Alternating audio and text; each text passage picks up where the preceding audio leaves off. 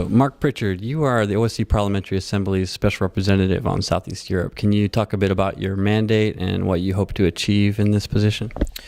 Well, of course, the Western Balkans is a historic place. It has fantastic people, but over recent years, we've all seen unfortunate political and indeed military conflict.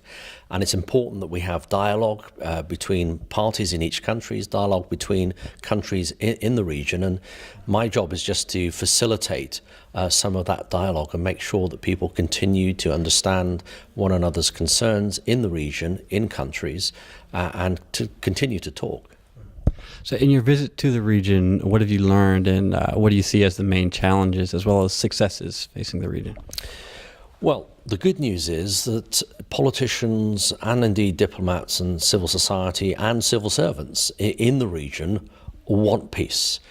They also want prosperity. They want their countries to be successful, and that is a great starting point. And of course, this means that we can, the OSCE PA and others, interlocutors in the region, can build on this, can get people talking, agreeing on a common purpose and a common goal in their countries and in the region.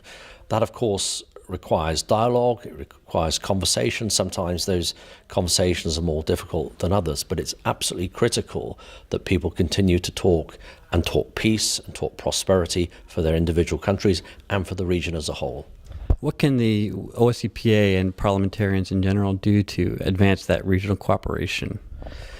Well, the good news again is that, you know, the new generation of politicians, for example, in Serbia, where I was recently, and I met politicians from Albania recently. The new generation, as well as the older generation, have a common understanding that lessons should be learnt from the past, that mistakes that were made in the past should not be repeated in the future. And that means, again, having a dialogue with people that you may have differences with, but at least having a dialogue and a conversation and an ongoing conversation in order to avoid misunderstandings and not repeat those mistakes of the past.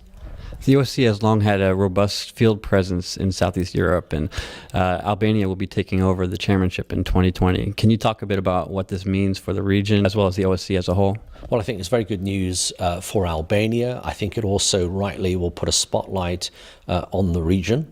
And anything that keeps people's attention to the region, I think, is a very positive thing. I think that hopefully there'll be a lot more visits to the region from foreign ministers and parliamentarians of the OSCE PA and the NATO PA and the Council of Europe Parliamentary Assembly as well. All of that is good. We're getting people together around the table, perhaps having different opinions, different views, but getting them around the table, discussing these in a peaceful way and in a respectful way in order that not only Albania but the region as a whole can move closer to the European Union.